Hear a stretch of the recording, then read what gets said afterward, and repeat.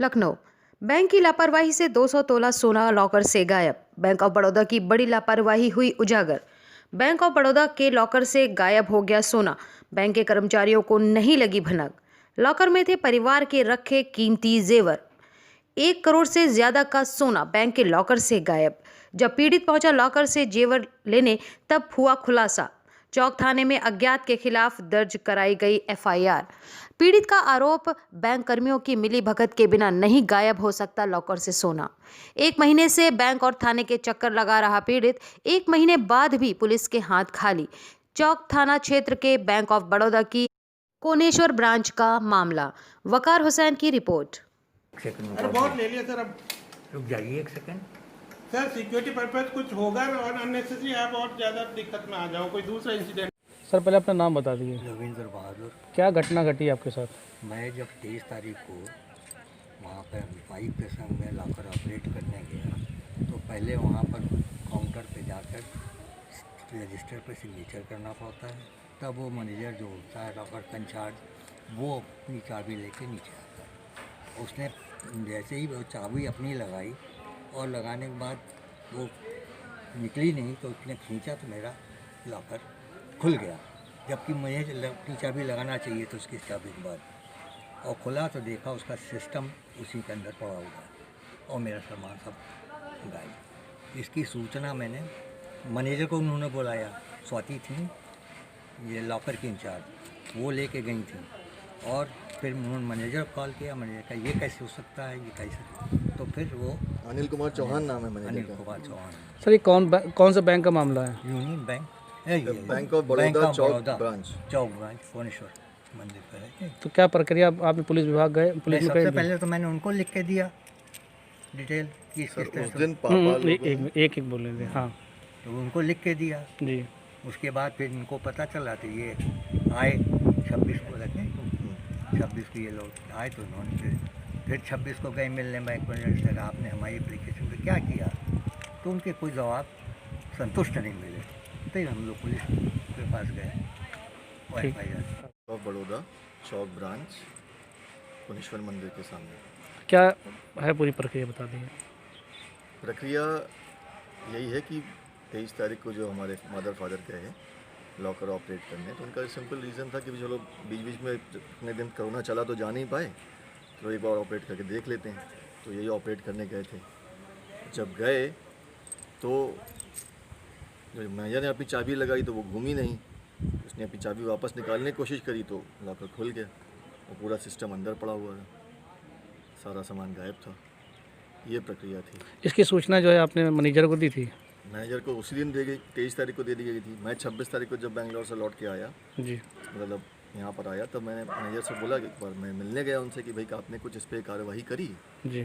कुछ इन्वेस्टिगेशन, तो उनका कुछ संतोषजनक जवाब ही नहीं था हम्म। कि हाँ हो रहा है, अब आपको बताएंगे। अभी तक उनका आज तक कोई रिटर्न हमको रिप्लाई भी नहीं आया है। क्या लॉकर में क्या था और कितना कितना कैश था, कितना जेवर था, क्या गया आपका? कैश तो कुछ भी नहीं था, जी। केवल सोने की ही चीज़ें थी, पुश्तैनी जेवर और कुछ गोल्ड के कॉइन्स थे। टोटल पूरा फैमिली का मिला के तो जो लॉकर था उसमें मेरी वाइफ का, मेरी मदर का, मेरे ब्रदर की वाइफ का, बच्चों को जो सामान गिफ्ट मिले वो सब कुछ उसी में था।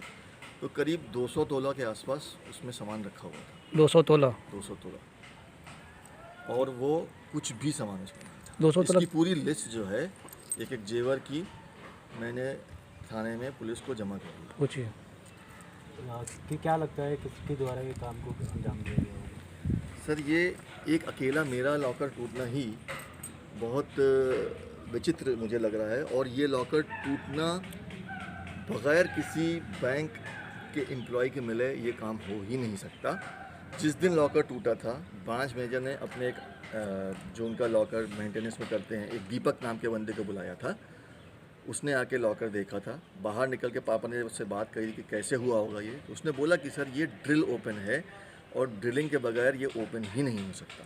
तो कार्रवाई के लिए अभी पुलिस विभाग गए, क्या कुछ अभी तक आश्वासन मिला आपको? पुलिस विभाग जब गए तो उन्होंने कहा कि इस मामले के लिए एक प्री इन्वेस्टिगेशन होगा, उसके बाद मैं आपको FIR लॉन्च करूँगा।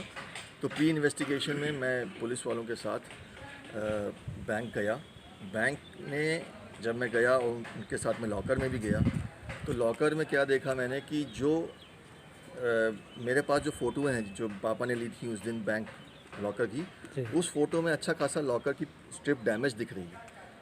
जब मैं उस मौके पे गया और लॉकर की स्ट्रिप देख रहा हूँ तो वो कोई डैमेज नहीं दिख रही है, पहली चीज़। दूसरी चीज़ ये है कि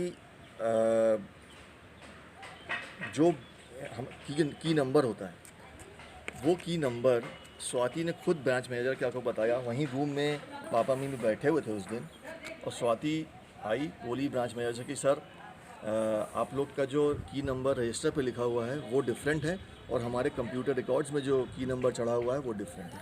तो आपको उसी टाइम उस की नंबर डिफरेंस पाया गया तो उसको खोला गया दोबारा नहीं? नहीं, तो ब्रांच मैनेजर मैंने इस चीज़ को पूछा कि भाई की नंबर डिफरेंट क्यों है, तो ब्रांच मैनेजर का जवाब था कि सर हमारा कंप्यूटराइजेशन अभी हुआ नहीं है, चल रहा है और उस रिकॉर्ड पे मत जाइए, ऐसे कह के उन्होंने इस चीज़ को टाल दिया। बट मेरे दिमाग में सवाल ये कि मेरा ही लॉकर टूटा और मेरा ही की नंबर केवल कंप्यूटर में डिफरेंट है, ये बड़ी विचित्र सी। जनता का एक सवाल ये रहा है कि हमेशा बैंक जो सेफ रहता है अपनी चीज़, अब बैंकों में भी इस तरह की घटना होने लगी, कैसे देखते हैं इसको? सर बिल्कुल भी सेफ़ नहीं है, और सबसे बड़ी चीज़ ये है कि बैंक इसकी ज़िम्मेदारी लेने को तैयार ही नहीं है। ब्रांच मैनेजर हमसे कहते हैं कि बैंक की इसमें कोई ज़िम्मेदारी नहीं है, उल्टा पापा से ये बोले तो हो सकता आप ही ने किया हो। ठीक है। मतलब कोई भी एम्पैथी देने के बजाय वो उल्टा कस्टमर से ही बोल रहे हैं ऐसा। बैंक होते हैं लोगों की सहायता के लिए, मगर कहीं ना कहीं आज जो है बैंकों पर से लोगों का भरोसा उठता नज़र आ रहा है। हम आपको ताज़ी घटना बताते हैं। चौक थाना स्थित कोनेश्वर चौराहे पर मौजूद है बैंक ऑफ बड़ौदा। यहाँ बैंक ऑफ बड़ौदा में यहीं के सराय माली खां के रहने वाले डॉक्टर आर बहादुर का यहाँ पर अकाउंट है। उस अकाउंट में उनका लॉकर भी है। लॉकर के अंदर से तकरीबन 200 तोला सोना गायब हो जाता है और बैंक मैनेजर को कानों कान खबर भी नहीं होती। यहाँ पर जो पीड़ित है उनका आरोप है कि कहीं ना कहीं ये बैंक जिम्मेदार है, यहाँ के मैनेजर जिम्मेदार हैं और जो यहाँ जो लॉकर के जो देख रेख करते हैं वो जिम्मेदार हैं। 200 तोला तकरीबन 1 करोड़ का मामला समझ में आता है, मगर वो कानों कान खबर नहीं होती। 1 महीने पहले का मामला है और अभी तक पुलिस के हाथ भी खाली हैं। अभी तक कार्रवाई चल रही है, 1 महीने में अभी तक कार्रवाई चल रही है। पीड़ित का आरोप है कि 1 महीना पहले मैंने तहरीर दी थी यहाँ थाने में कोतवाली में, मगर अभी तक उसमें कोई भी कार्रवाई नहीं की गई। कहीं ना कहीं बैंक और पुलिस प्रशासन भी इसका जिम्मेदार है। मैं वकार हुसैन, पावर ऑफ जन अधिकार से।